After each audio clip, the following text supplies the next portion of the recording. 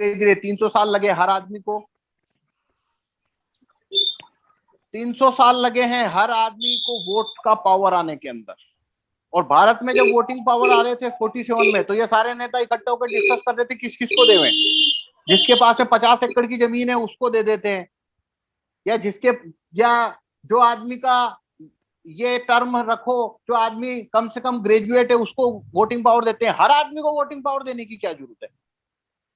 और जब भी आप किसी को वोटिंग पावर, जब भी आप पावर देने की बात करोगे तो एक ही जगह पे डिनाई करोगे, ये शिक्षित नहीं है, ये बेवकूफ है, इसमें जागरूकता नहीं है, इसको होश ही नहीं है, इसको कोई अकल है क्या, ये बांद्रा है, इसके हाथ में उत्तरा दे देंगे।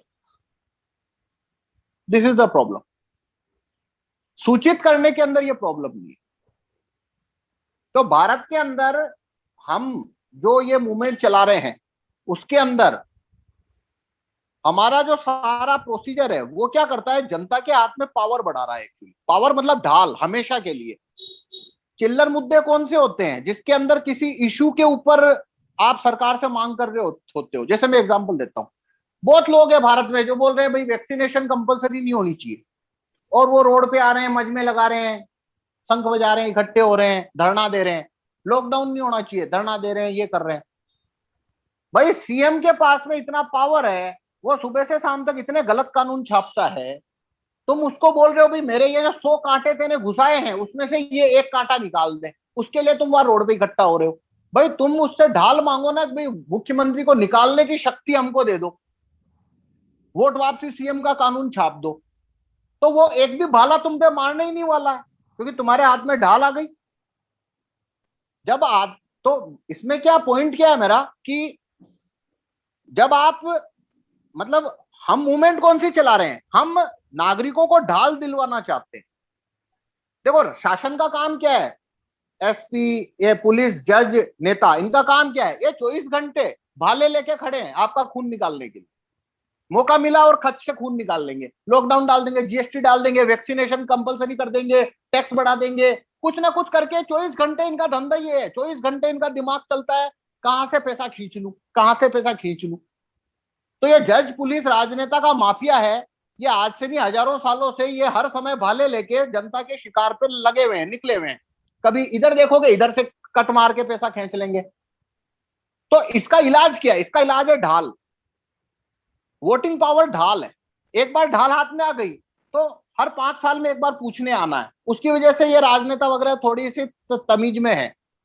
रिकॉल पावर ये दूसरी ढाल है, जूरी पावर तीसरी ढाल है, रेफरेंडम पावर चौथी ढाल है। तो हमारे पे ये बहुत बार आरोप आता है, हर आदमी बोलता है भाई तुम दुनिया का कोई भी आदमी है, भारत का कोई भी आदमी है, तुम उसके पीछे लग जाते हो कि इसका विरोध करना शुरू कर देते हो, किसी को ही नहीं छोड़ते, सबका विरोध करते हो। तो भाई मैं उसमें यह जवाब देता हूं कि आज की डेट में 33 लाख एनजीओ चल रहे हैं भारत में, 2300 पॉलिटिकल पार्टियां चल रही है। मेरे को एक पार्टी का एजेंडे में से ये लिखा हुआ दिखा दो कि वो भारत के लोगों को ढाल दिलाने की बात कर रहा है क्या।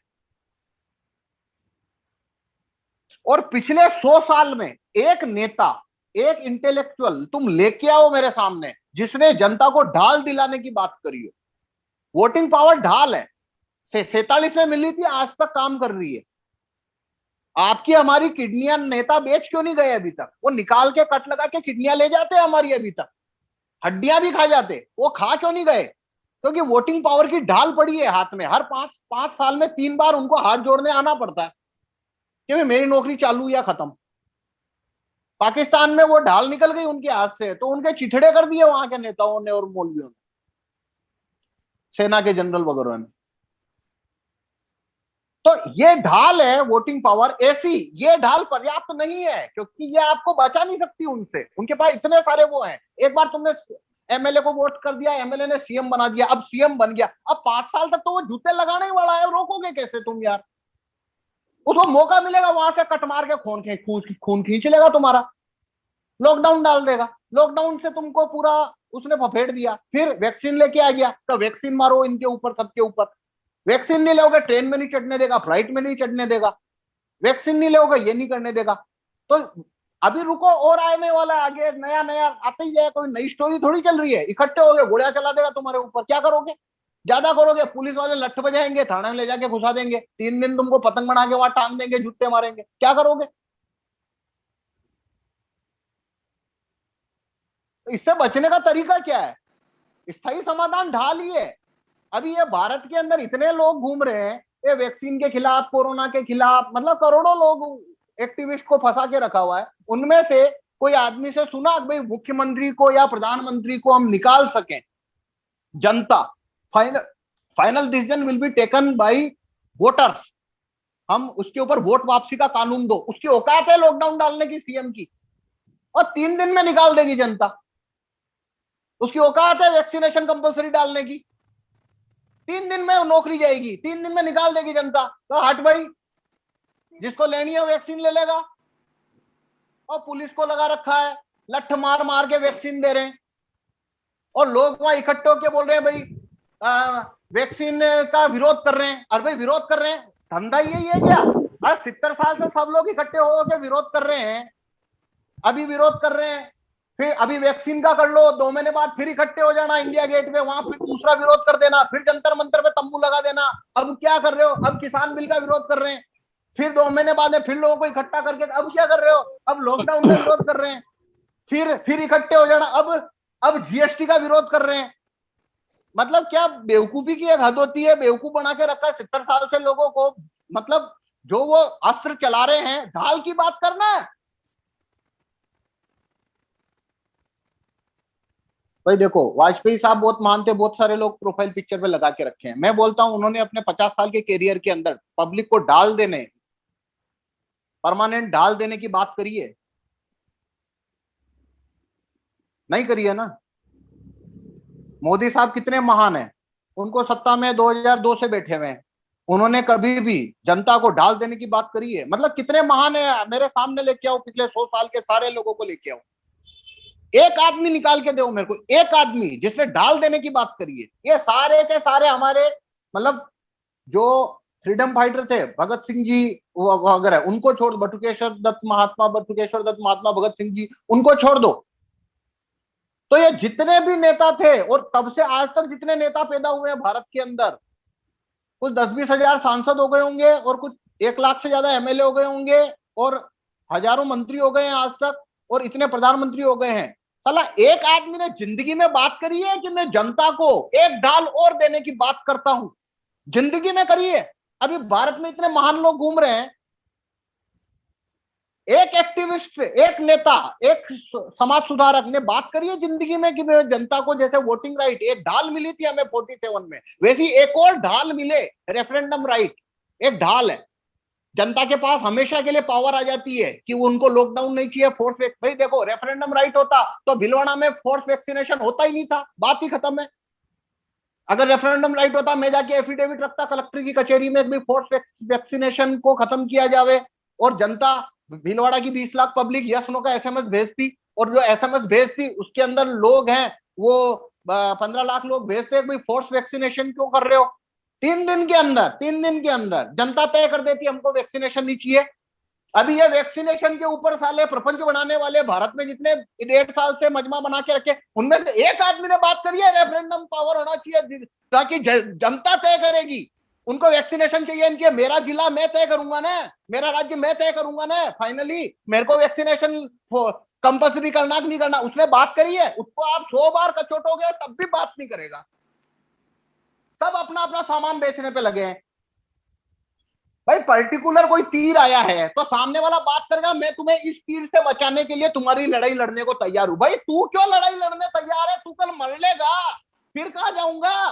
ढाल देना भाई, मुझे कवच चाहिए, तू ये गोली से मत बचा, मेरे को कवच दे, बुलेट प्रूफ कवच, ताकि तेरे मरने के बाद में भी मैं खुद को बचा सकूं। 47 में ये वोटिंग राइट मिले, वो हमें बख्तरबंद है, एक हमको ढाल या कवच मिला। तो कोई भी नेता आके अगर हमें ज्यादा परेशान करे, झूठ मारे, तो हम हटा सकते हैं, अब के नहीं चुनेंगे। तो हमारा जो पूरा है वो है, जनता को हम 4 नई ढाल और दिलाना चाहते हैं। इस पॉइंट के ऊपर हम भारत के सभी ऐतिहासिक राजनेता और करंट राजनेता को तोलते हैं कि भाई ये ढाल की बात कर रहा है क्या, तो भाई ये बड़ा महान आदमी। भाई देखो राजू दीक्षित जी, अब वो एकमात्र आदमी है 47 के बाद में मेरी जानकारी में जिन्होंने उन भारत के लोगों को ढाल दिलाने की बात करी थी। दूसरा एग्जाम्पल ही नहीं है, बताओ मेरे को, केजरीवाल एक ने भी नहीं है। केजरीवाल ने की है बट ड्राफ्ट नहीं दिया था।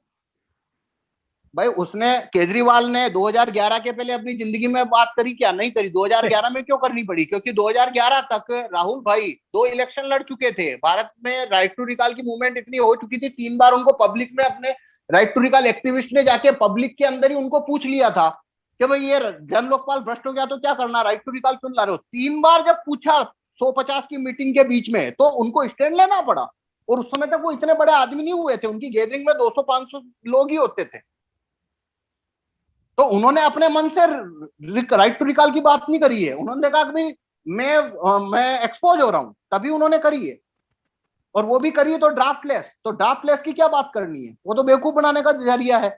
रिकॉल मतलब क्या, हवा में करेंगे रिकॉल, क्या फोन करके रिकॉल करूं, पासबुक देना। भाई वोटर कार्ड ही नहीं है, वोट किधर करूंगा, तो वोट वापिस लेऊंगा किधर से, पासबुक पासबुक दी। वो दिल्ली में शासन कर रहा 10 साल हो गए, उसने वापिस बात करी, उसने क्या कानून बनाया। देखो सबसे फ्रॉड नेता कौन है, जो कहता है मैं तुम्हारी लड़ाई लड़ूंगा। भाई तू क्यों लड़ेगा, तू कल मर गया तो मैं लड़ लूंगा। तू भाई वो पहले तो आपके अपंग बनाते हैं, फिर आके खड़े होते हैं मैं तुम सब अपंगों की लड़ाई लड़ूंगा। भाई मेरी टांगे दे दे, मैं लड़ लूंगा। तू क्यों गोद में उठा के भग रहा है, मेरी टांगे दे, मैं भग लूंगा। मैं तेरे को कार से वहां छोड़ दूंगा, भाई चाबी दे मेरी कार, मेरे को कार दिलाना।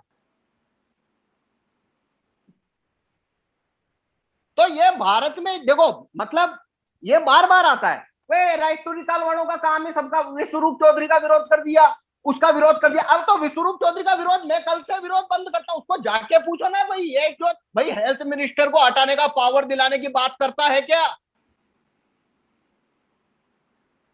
आना मना कुछ नहीं। 100 बार पूछो, एक भी बार जवाब आए तो मेरे को बता देना। तो भाई हेल्थ मिनिस्टर को जनता हटा सके वो बात करने को राजी है, राजी नहीं है। किसी की लड़ाई लड़ना वो नेतागिरी चमकाने का तरीका है, किसी को सशक्त बना देना, उसको हाथ में पावर दे देना। किराए के मकान में, मतलब ये महल है कितना अच्छा है, बढ़िया है, तो ठीक है तू इस महल में रह, चाबी मेरे पास रहेगी। मैं चाबी दिलाने की बात कर रहा हूं, मैं कह रहा हूं चाबी दे। तो ये नागरिक सत्ता, नागरिक अधिकार, अधिकार मतलब सस्पेंड हो जाते हैं, सत्ताएं कभी सस्पेंड नहीं होती है, हमेशा के लिए रहती है। ठीक है, तो ये हमारा जो है गोल, हमारा टारगेट ये 4 ढालें हमको दिलवानी है बस। दूसरी बात इसलिए हम करते नहीं है, दूसरी बात करते हैं इसका टाइम कट जाता है। कई लोग ये भी लेके आते हैं पंगा कि अभी ये मुद्दा जरूरी है। अरे भाई सब हमेशा से ही जरूरी है, हम ढाल के अलावा बात नहीं करेंगे। अभी ये जितना प्रपंच है वो वोट वापसी सीएम और वोट वापसी पीएम, ये 2 ढालें होती तुम्हारे पास, उनकी औकात ही नहीं थी तुम्हारे इतना खून निकालने की। यूएस ने कर दिया ना रिकॉल, सीएम को निकाल दिया, जबकि वहां पे जो लॉकडाउन था वो भारत से 100 गुना ज्यादा कमजोर और लचीला था, कोई लॉस नहीं हुआ उनको, तब भी निकाल दिया। बताओ, और यहाँ पे पुलिस से लठ लगवा रहे हैं। अरे भाई एसपी को निकालने का पावर तुमको मिल जाए, उस पर वोट वापसी, वो ढाल है। एसपी मना कर देगा सीएम को, भाई मैं नहीं लगाता लठ लोगों के, और ठेले के ठेले उलट रहे हैं पुलिस वाले, और लोग प्रदर्शन करते हैं। मतलब सबसे पहले जूते इनको जाने चाहिए। भाई तुम क्यों पब्लिक को हलकान कर रहे हो, लोगों को इकट्ठा करके मजमा लगा के वैक्सीनेशन बंद करो। भाई कल कोई नया पोस्टर लेके आएगा, तू 70 साल से वो पोस्टर ले लेके इकट्ठे हो रहे हो, क्यों हो रहे हो, क्योंकि ढाल ही नहीं है। सही बात है। हाँ, तो ये इसका हुआ। अभी पेड मीडिया के पे थोड़ी बात करेंगे। पवन जी इसमें कोई क्वेश्चन है तो पूछ लो।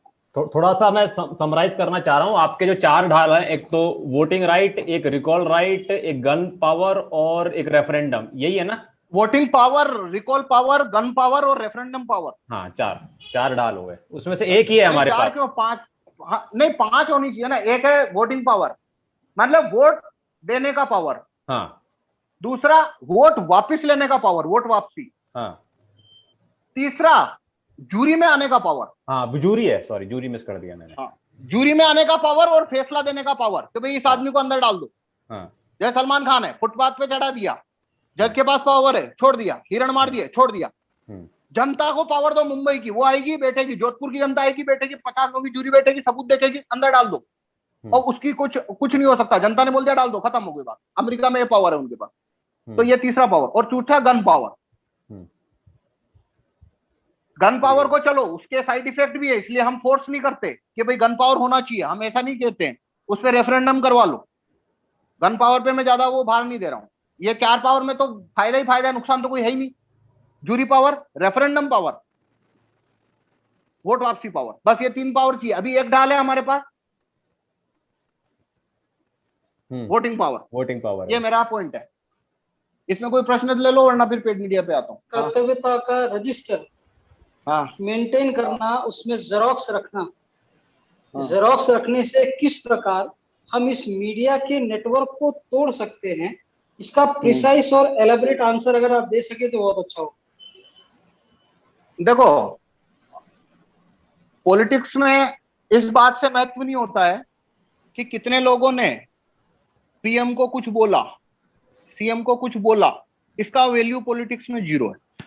पॉलिटिक्स में वैल्यू है कि जैसे मैं एग्जांपल देता हूं, 1000 लोगों ने या 5000 लोगों या सीएम को क्या बोला, उसमें कोई पॉलिटिकल वैल्यू नहीं है। क्योंकि देखो, सांसद होता है ना, उसकी कंस्टिट्यूएंसी भी 20 लाख की होती है। अब 20 लाख की कंस्टिट्यूएंसी है, कुछ 15-16 लाख लोग वोट करते हैं, और कम से कम 7-8 लाख वोट आने से सांसद बनता है। प्रधानमंत्री तो 90 करोड़ पे बैठा हुआ है। 10,000 लोगों ने क्या बोला, कोई मतलब ही नहीं है, फालतू की बात है। मैं कह रहा हूं 2 लाख ने भी क्या बोला, फालतू है। 5 लाख ने भी जो बोला, फालतू बात है। 10 लाख 25 लाख ने भी जो बोला, फालतू बात है, कोई मतलब ही नहीं है। वो चलता है 90 करोड़ के मैंडेट से प्रधानमंत्री। सांसद खुद 20 लाख के मैंडेट से वोटिंग 8 लाख का 7 लाख का वोट लेके आके मैंडेट से सांसद बन रहा है वो।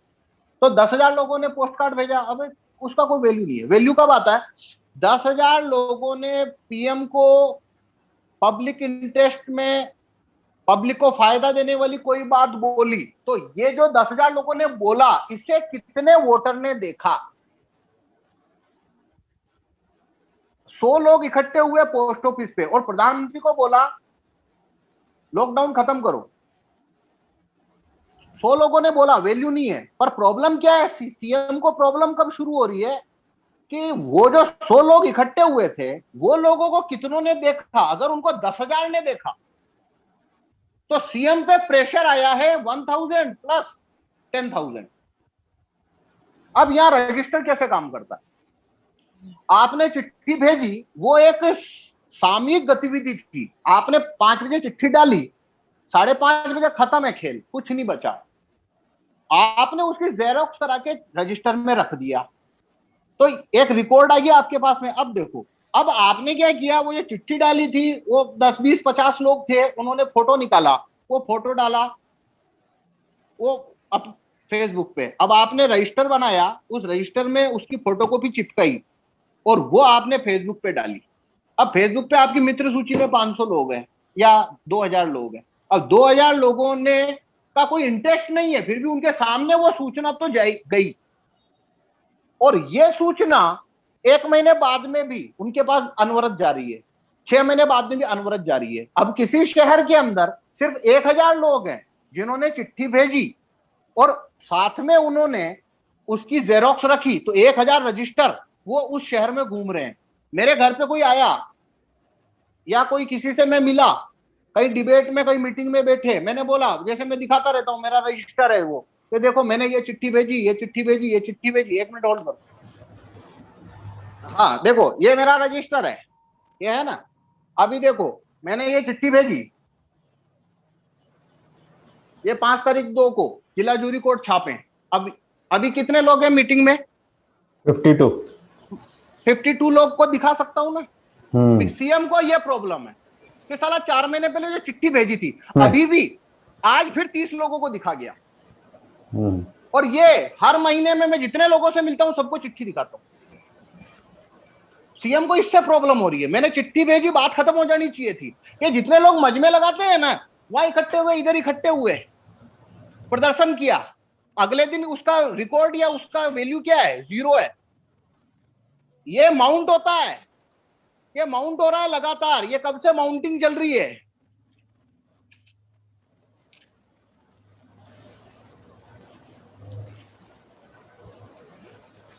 जितनी चिट्ठी, ये चिट्ठी, ये चिट्ठी, ये चिट्ठी,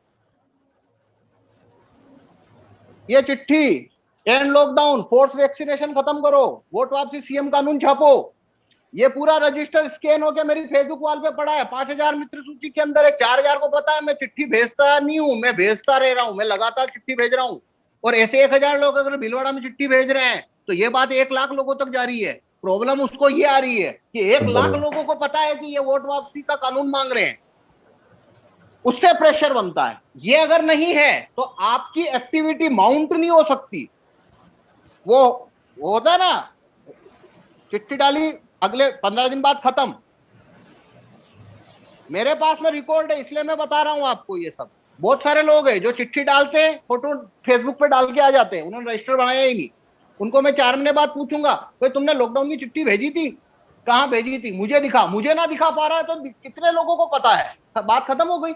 बाकी भारत में जितने भी लोग मजमा लगाते हैं, इकट्ठे होते हैं, उनमें और हमारे तरीके में फर्क ये है, हमारा सिस्टम माउंट हो रहा है, लगातार माउंट होता है। ये अगर ऐसे 1 लाख रजिस्टर भारत में भर में हो गए तो ये 50 लाख का प्रेशर क्रिएट करते हैं। और वो प्रेशर 1 घंटे के लिए नहीं है, वो लगातार है, और वो प्रेशर लगातार बढ़ता है, लगातार बढ़ता है।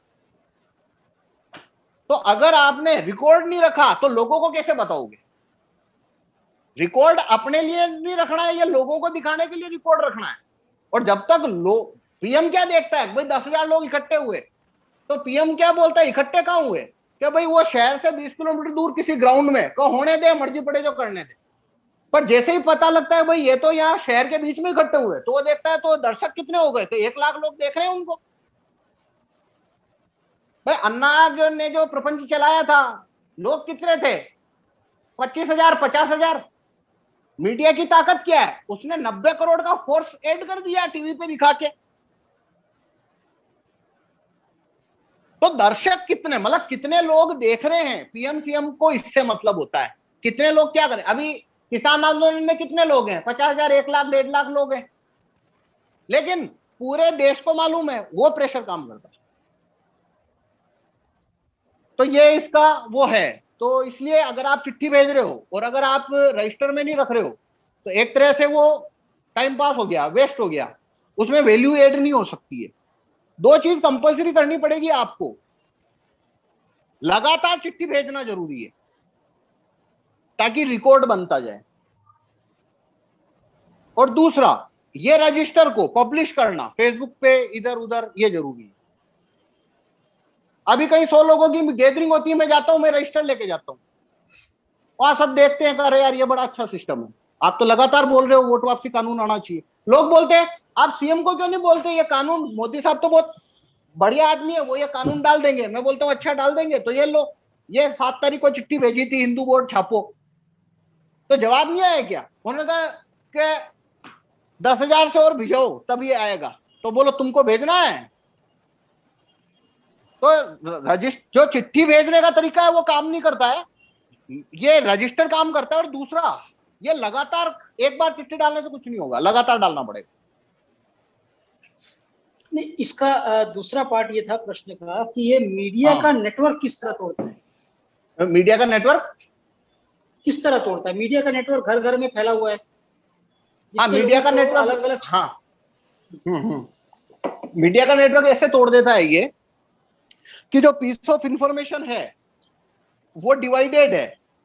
अगर 1,000 किसी शहर में, जिले में अगर 1,000 रजिस्टर है, तो इस इंफॉर्मेशन को और इस मूवमेंट को मीडिया ब्रेक क्यों नहीं कर सकता? क्योंकि लोगों तक मीडिया, मतलब ये मूवमेंट को लोगों तक मीडिया पहुंचा ही नहीं रहा है। मैं पहुंचा रहा हूं, जितने लोगों तक पहुंचाया मैंने पहुंचाया ये कानून, और मेरे से आगे गया, उससे आगे गया, उससे आगे गया, ऐसे सबके पास में अपना जो रिकॉर्ड है, इसको मीडिया डिस्ट्रॉय नहीं कर सकता। जैसे अन्ना को 2 महीने लगातार मीडिया ने दिखाया, बाद में उसने प्लग निकाल दिया, 8 साल से अन्ना जमा। अभी किसान आंदोलन दिखाया, बाद में हटा दिया जमा।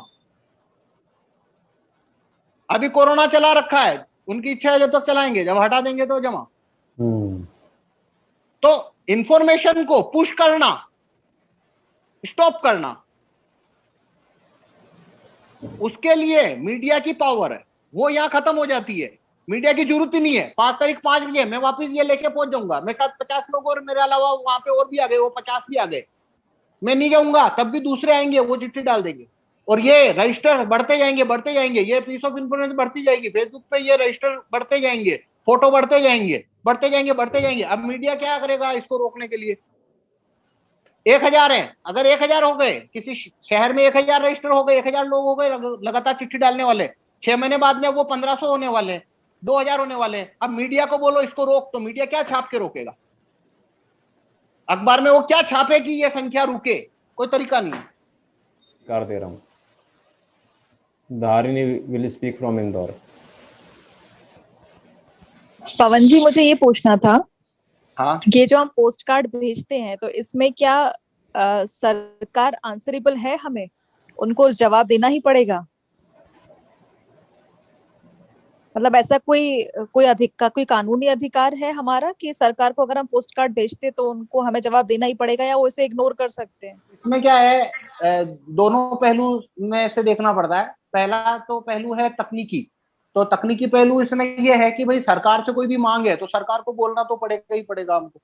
अगर सरकार भाव दे ना दे, जवाब दे ना दे, वो तो डिपेंड करेगा सरकार पे, हमको बोलना तो पड़ेगा ही। अगर हम बोलेंगे ही नहीं तो मान लो कल मेरे घर पे अचानक से नरेंद्र मोदी का फोन आ गया मेरे फोन पे, या वो खुद ही आ गया, भीलवाड़ा किसी काम से आया था तो बुलवा लिया, कहा भाई ये क्यों मेरे खिलाफ इतना लिखते हो? मैं बोलूंगा वोट वापसी प्रधानमंत्री का कानून चाहिए, तो वो बोलेगा भाई मुझे बोला कभी तुमने?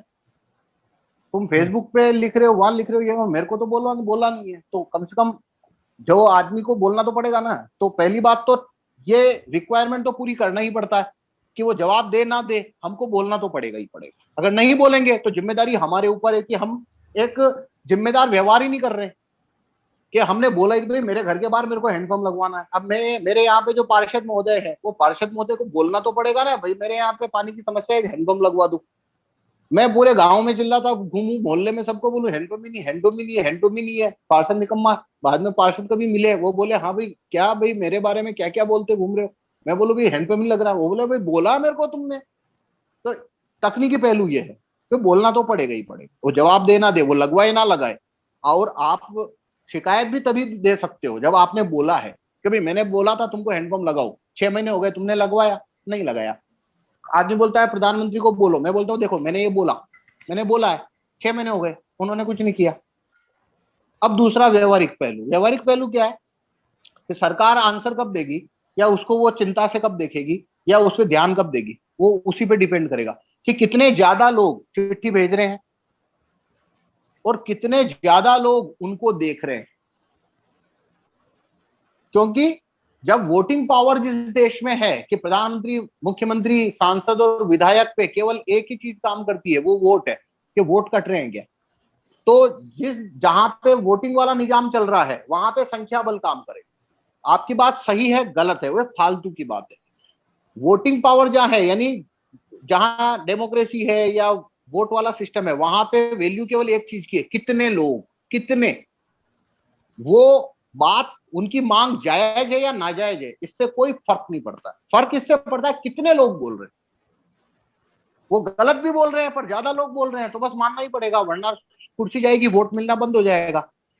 तो सरकार इस पे आंसर कब देगी? तो मैं बोलता हूं जब तक कम से कम 20-50 लाख लोग चिट्ठी ना भेजे पूरे भारत भर से, मतलब हर जिले पे कम से कम 3-4 हजार लोग होने चाहिए जो लगातार चिट्ठी भेजना शुरू करें।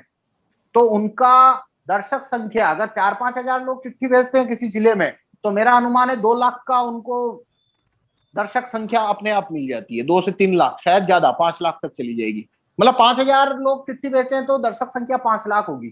तो 5 लाख एक जिले पे, मतलब पूरा भारत के अंदर ऐसे लोग करना शुरू करे तो प्रधानमंत्री हिल जाएगा। बस अभी उसको आंसर देना ही पड़ेगा, क्योंकि अब पब्लिक ये देख रही है। वो क्या देखता है कि साला 5 करोड़ लोग एक चीज देख रहे हैं कि ये चिट्ठी भेजते हैं, मैं कोई जवाब ही नहीं दे रहा, तो वो पीएम का मोरल डाउन होना शुरू हो गया अब, तो अब उसको कोई जवाब देना पड़ेगा। तो ये संख्या बल का खेल है, कितने लोग चिट्ठी भेजेंगे और कितने देखेंगे। आखिरी मिनट, धारनी विल कंटिन्यू। पवन जी मैं ही पूछ रही थी कि जैसे हम कोई सर्विस लेते हैं, कोई जियो की सर्विस ली मैंने या कोई प्रोडक्ट खरीदा, तो वहां पे एक कस्टमर केयर होते हैं, एक सर्विस प्रोवाइडर होते हैं कि भाई आपको कोई समस्या है तो आप कंप्लेन कर सकते हैं, हम रिस्पॉन्ड करेंगे, तो एक सिस्टम होता है, तो उनको करना ही पड़ता है ना, नहीं तो हम फला जगह पे कंप्लेन कर सकते हैं।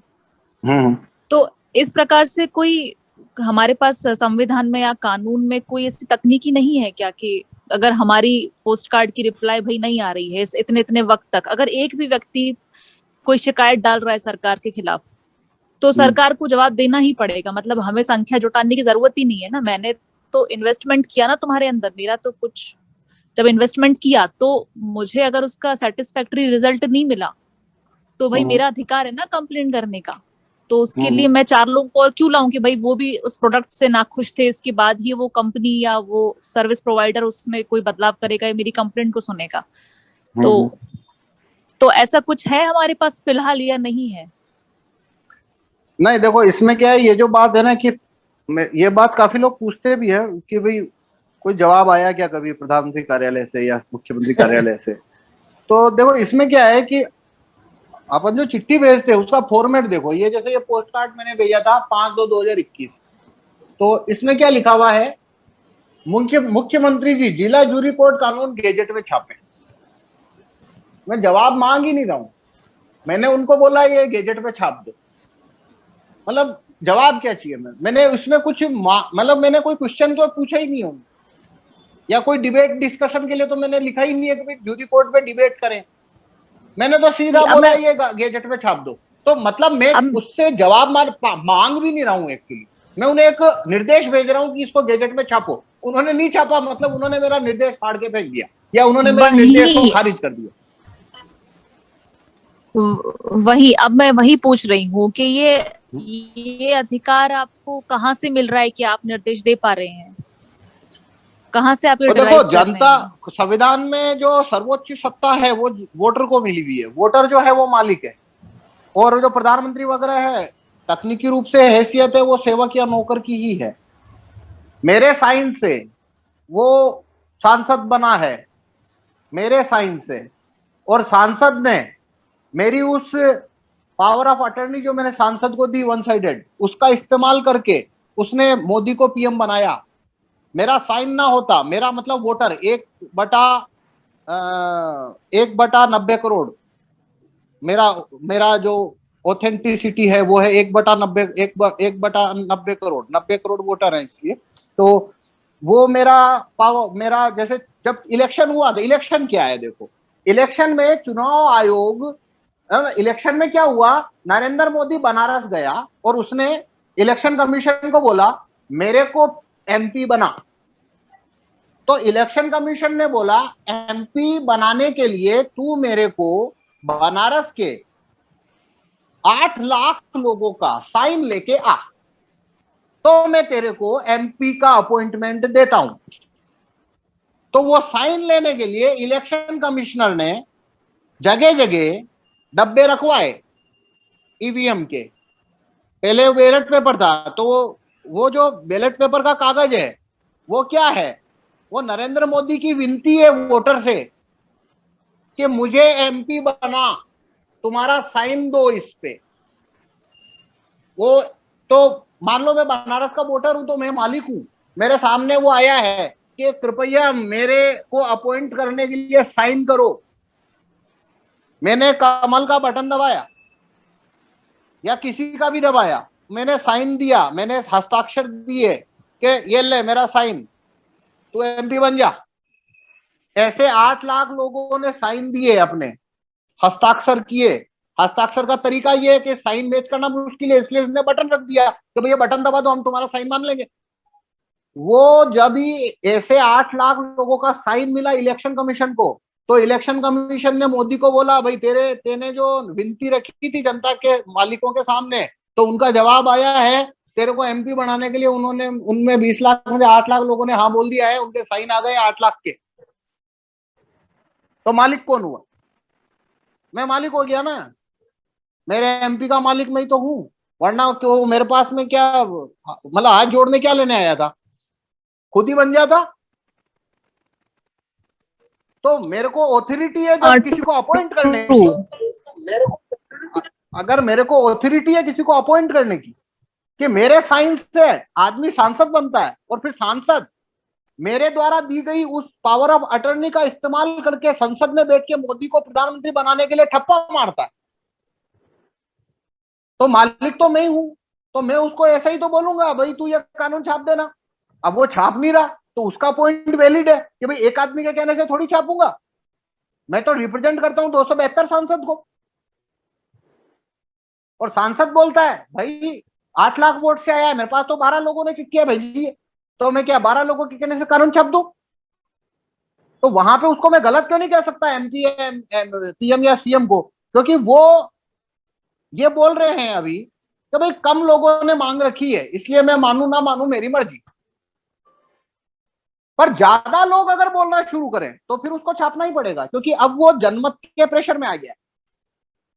अब वो ये लॉजिक नहीं दे सकता पीएम सीएम एमएलए एमपी वो ये कानून सही नहीं है, गलत नहीं है, क्योंकि ये सब नहीं चलता है डेमोक्रेसी या वोटिंग पावर वाले सिस्टम, ये सिस्टम नहीं चलता कि ये मांग सही नहीं है वो गलत नहीं है। ज्यादा लोगों ने बोला है, बात खत्म हो गई, उसको छापना पड़ेगा।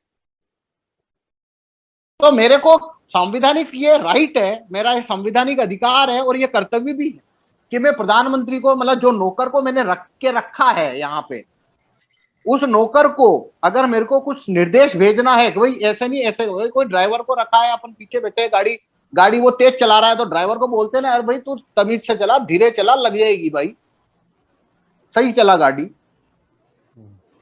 तो वो ये है कौन? ये वही तो लोग हैं। और है कौन ये? वरना हाथ जोड़ने क्यों आते हैं यहाँ पे? हाथ जोड़ के हमारा अपॉइंटमेंट लेके चले गए। अब साला वोट वापसी का कानून नहीं है, बाकी तो इनको 1 मिनट में सीधा कर दें अपन, पर क्योंकि इनको पता है अब तू बोलता रहे पीछे से धीरे चला, चलाऊंगा मेरे मर्जी से ही, तो वो मर्जी से ही चलाता है अब, क्योंकि हम अब हटा तो सकते नहीं उसको। तो मेरे पास तो ये संवैधानिक अधिकार है, ये मेरी संप्रभु शक्ति है मेरी, कि मैं प्रधानमंत्री को बोल सकूं भाई गाड़ी धीरे चला, ये कानून छाप, लोग बर्बाद हो रहे हैं, लॉकडाउन खत्म कर दे। और ड्राइवर बहस करे तो वोट वापसी हो तो बोल दे भाई गाड़ी रोक, उतर, और उतार सकते हैं।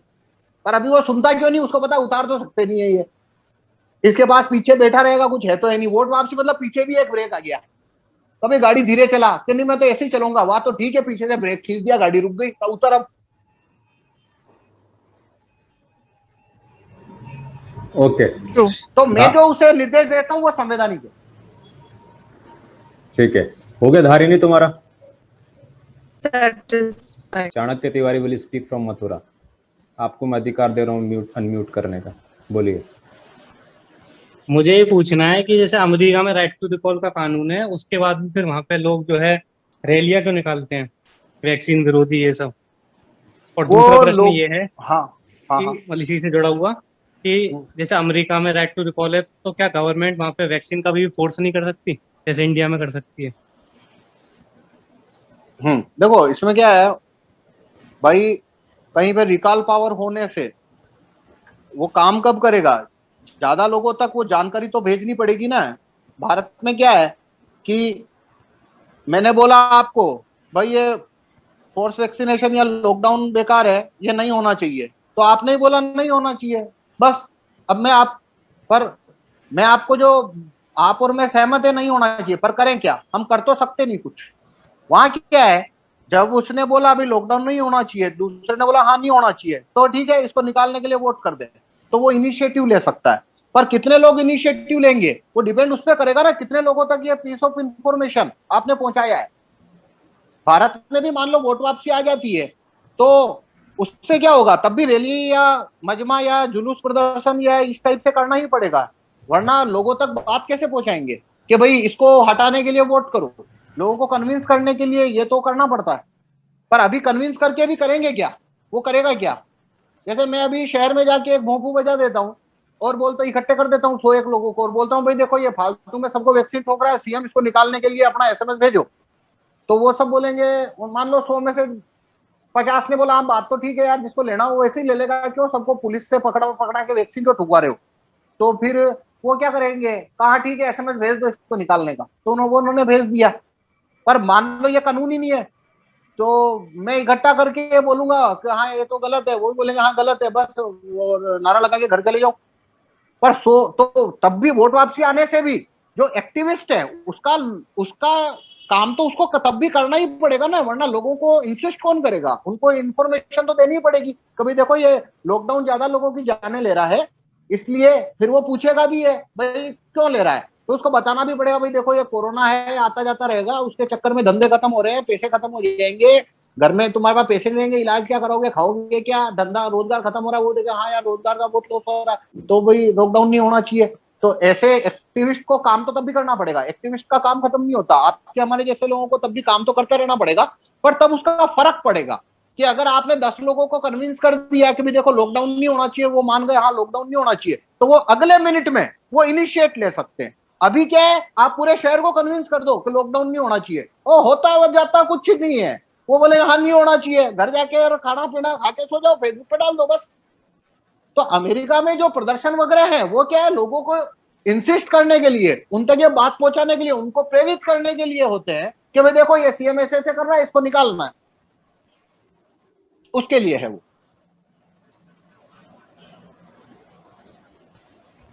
समझ गया। तो दूसरा प्रश्न ये था कि अमेरिका में जैसे राइट टू रिकॉल है, तो गवर्नमेंट क्या वहां पे वैक्सीन को फोर्स नहीं कर सकती है, जैसे नहीं कर सकती इंडिया वहां में कर पे, सकती है?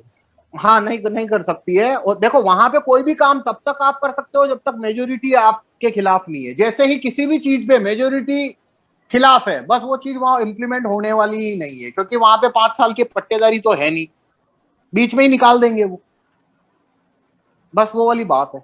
कोई भी चीज है वो बीच में, उनके पास रेफरेंडम भी है, सबसे बड़ी बात उनके पास गन भी है, तो जबरदस्ती कितनी करोगे, वो गन निकाल लाएंगे, मोहल्ला इकट्ठा होकर गन ले आएगा, हाँ भाई क्या है भाई, कब भाई ये वैक्सीन लगानी है, भाई हम इधर गोली चला देंगे निकल, तो बस।